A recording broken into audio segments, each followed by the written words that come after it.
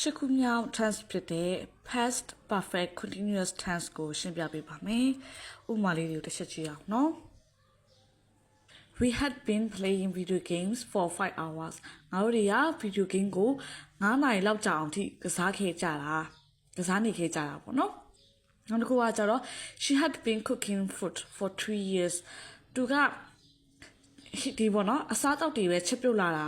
နှစ်လောက်တောင်မှသူကအစားအသောက်တွေပဲချက်ပြုတ်လာခဲ့ကြတာအခုတော့မချက်တော့ဘူးဒါမဲ့အချိန်ကာလတစ်ခုကနေတစ်ခုလောက်ထိတော့သူကချက်နေခဲ့တယ်သူတို့ကတောက်လျှောက်ချက်လာခဲ့တယ်ပေါ့နော်တောက်လျှောက်ချက်လာခဲ့တယ်ဒါပေမဲ့အခုတော့မချက်တော့ဘူးအတိတ်မှာချက်လာခဲ့တယ်ဟိုပါပေါ့အတိတ်မှာချက်နေခဲ့တယ်လုံနေစေအတိတ်မှာလုံနေစေတောက်လျှောက်လုံနေစေကာလပေါ့နော် That had been watching movies since morning so that တော့ဖြစ်နေ he ပေါ့နော် he လို့ပဲတောင်းနေပေါ့နော် he had been watching movies since morning တာမနေ့ရောက်ပြီဆိုမနေ့ကရနေသူကလေရုပ်ရှင်ရုံတွေပဲကြည့်နေခဲ့တာအခုလည်းမကြည့်တော့ဘူးဒါပေမဲ့သူမနေ့ကရနေတော့သူရုပ်ရှင်ရုံတွေပဲကြည့်နေခဲ့တာဘာမှမလုပ်ဘူးပေါ့ကွာမနေ့ကရနေသူရုပ်ရှင်ရုံတွေပဲကြည့်နေခဲ့တယ်အဲ့လိုမျိုးပြောချင်တာပေါ့နော် John had been losing weight before he is an accident ပေါ့နော်သူကဒီပေါ့ accident ဆိုတော့ဒီမတော်တဆမှုမတိုင်ခင်ကတည်းကသူ့ရဲ့ပေါ့ weight ကကျနေခဲ့ပြီဆို accident ပြီးမှ weight ကျတာမဟုတ် accident မတိုင်ခင်တည်းက weight တွေကျနေခဲ့တာအခု accident ကြောင့်ကျတာမဟုတ်ဘူးပေါ့နော် I had been reading books for 5 months ငါက9လောက်တော့ငါစာအုပ်တွေဖတ်နေခဲ့တာ9လောက်တောင်မှရှိခဲ့တယ်ပေါ့နော်အခုမဖတ်တော့ဘူး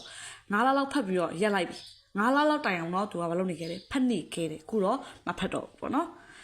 Girls had been singing a song since 3 o'clock. 3 နာရီလောက်တည်းကနေသူကလေတချင်းလေးဆိုနေခဲ့တာအခုက3နာရီလောက်ကအခုတော့ချင်းဆိုအခုတော့မဆိုတော့ဘူးဒါပေမဲ့3နာရီလောက်ကနေတော့သူချင်းဆိုနေခဲ့တာတော့တည်တယ်ပေါ့နော်3နာရီလောက်ကသူချင်းဆိုနေခဲ့တာလေအဲ့လိုမျိုးပေါ့နော်ဒါအသိဆိုတော့နောက်တစ်ခုကကြတော့ he had been helping your parents for 5 years. သူကနိမိဘတွေကိုကူညီလာခဲ့တာ9နှစ်တိုင်တော့9နှစ်လောက်တောင်မှနေမိဘတွေကိုသူကကူညီလာခဲ့တာလေဆိုအခုတော့မကူညီတော့ဘူးဒါပေမဲ့သူကူညီလာခဲ့ရတော့9နှစ်လောက်တော့ရှိသွားပြီပေါ့နော် My father had been living in California for months ဆိုတော့လပိုင်းလောက်ပေါ့နော်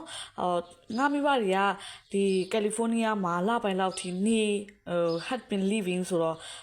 လပိုင်းလောက်live ဆိုတော့ထွက်ခွာသွားတယ်လပိုင်းလောက်မနေဘူးလပိုင်းလောက်မရှိနေဘူးငါ့ဘက်ကယ်လီဖိုးနီးယားကိုလပိုင်းလောက်ထွက်သွားတယ်ဆိုတော့ကယ်လီဖိုးနီးယားကနေလပိုင်းလောက်ထွက်သွားတယ်ဆိုတော့ကယ်လီဖိုးနီးယားမှာမနေဘူးလို့ပြောတာပါနော် My son had been studying hard during exams ပေါ့နော် during exams ဆိုတာ somewhere အတော်တွင်ပေါ့ study hard ဆိုတာအရင်ကကြိုးစားတယ်လို့ပြောတာပါအဲ့တော့ငါ့သားကဒီ somewhere အတော်တွင်မှာတော့အရင်ကကြိုးစားနေခဲ့တာပဲသူက somewhere အတော်တွင်မှာတော့သူစာကိုအရင်ကိုကြိုးစားပြီးကြက်နေခဲ့တယ်ပေါ့နော် He had been not eating medicine for 2 months သူကဒီဆေးတွေပေါ့နော် medicine အမှန်တော့ eating လို့သုံးလို့မရဘူး medicine ဆိုလို့ရှိရင် take လို့သုံးရတာပါဒါသူကမားနေနော် had been not taking လို့ပြင်လိုက်ပေါ့နော် she had been not taking medicine ပေါ့နော်ဒါဆေးဆိုကျွန်တော်တို့ eat လို့မသုံးပါဘူး take medicine ဆေးတောက်တယ်လို့သုံးပါတယ်အဲ့တော့သူကဒီဆေးကိုမတောက်တော့တာ2လရှိသွားပြီပေါ့နော် He had been laughing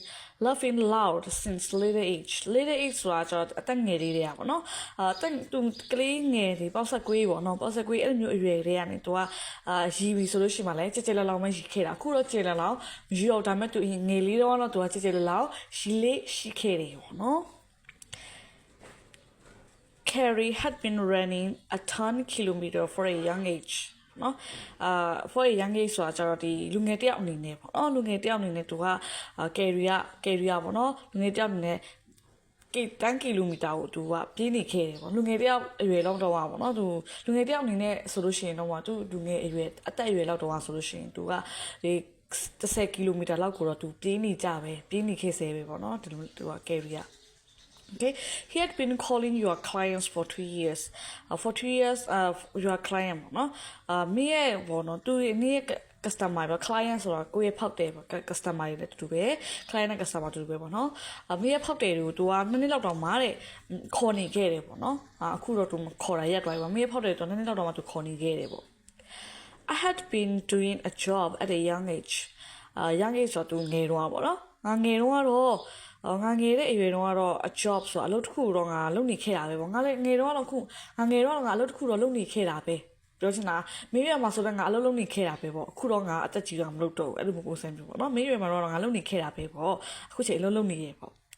She had been loving our children since birth. Since birth ဆိုတာ birth ဆိုတာမွေးဖွားမှုပေါ့နော်။မွေးဖွား since ဆိုတာကလေးอ่ะဆိုမွေးဖွားလာကလေးငါတို့ရဲ့ကလေးတွေကိုမွေးကလေးကနေသူကချစ်လာခဲ့တာအခုတော့သူ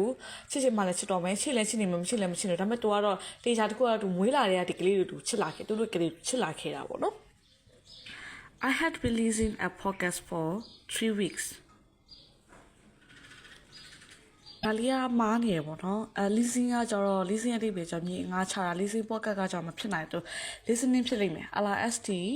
ENING listening ပေါ့နော် I had been listening podcast ပေါ့ podcast ဆိုတာကျတော့ဒီတခုခုလေးလာဖို့အတွက်သူကအတန်လေးနဲ့အတန် file လေးနဲ့လွှင့်မိတဲ့အရာကို podcast လို့ခေါ်တယ်ပေါ့နော်ဥပမာဒီဆက်ချုပ်တဲ့အကြောင်းလေးလာချင်တယ်ဆိုဆက်ချုပ်တဲ့အကြောင်းလေးနဲ့ဒီပတ်သက်ပြီးတော့သူပြောတာပေါ့တတ်မှတ်တဲ့ဟာတွေပိုင်းအမျိုး series လိုက်ပေါ့series လိုက်ပေါ့အပိုင်း1အပိုင်း2အပိုင်း3အဲ့လိုမျိုးလေးပြောတာ podcast လို့ပြောတယ်ပေါ့နော်အကယ်၍ကျွန်မဒါ English ကိုတခုအကြောင်းတစ်ခုတည်းပေါ့အကြောင်းတစ်ခုတည်းကိုပဲကျွန်မတင်လိုက်မယ်အဲ့ဒါအပိုင်းနဲ့ခွဲမယ်ဆိုဒါလည်းကျွန်မပြောတဲ့ English podcast လေးပေါ့နော်အဲ့လိုမျိုးလေးဖြစ်သွားမှာအဲ့ podcast ကကျတော့အဲ့လိုဒီအတန် file လေးတွေကိုခေါ်ပါတယ်listening မဟုတ်ဘဲနဲ့ဒီမှာ listening လို့ပြင်ပလိုက်ပါအဲ့တော့ I had been ပေါ့နော် I had been listening to listening to podcast လို့ပြင်ပေးလိုက်ပေါ့နော် into podcast for 3 weeks ငါက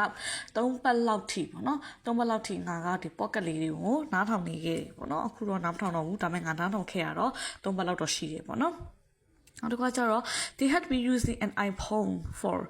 3 years ပေါ့နော်သူတို့ကဒီ iPhone တစ်လုံးကိုပဲသူတို့က2နှစ်လောက်တောင်မှသုံးနေခဲ့တာအခုတော့အဲ့တစ်လုံးကိုမသုံးတော့ဘူးပေါ့တခြားလုံးပြောင်းမယ်ပေါ့နော် he had been improving your communication skill you are မဟုတ်လိုက်တဲ့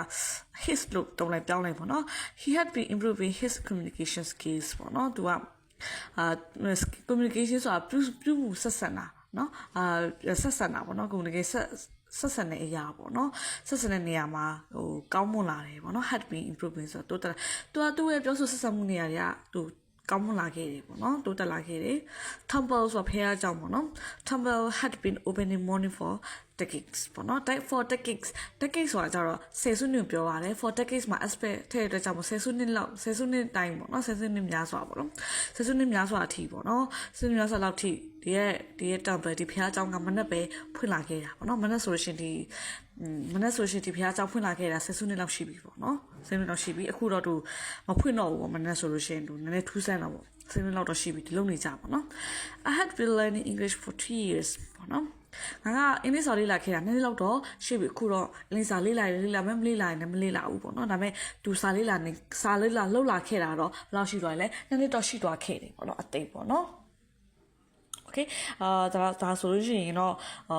past perfect continuous tense နဲ့ပတ်သက်ပြီးတော့တိတိကျကျလေးသိသွားပါပြီပေါ့နော်တဖြည်းဖြည်းနဲ့သုံးတာများလိုက်ပို့ပြီးတော့သိသွားမှာပါ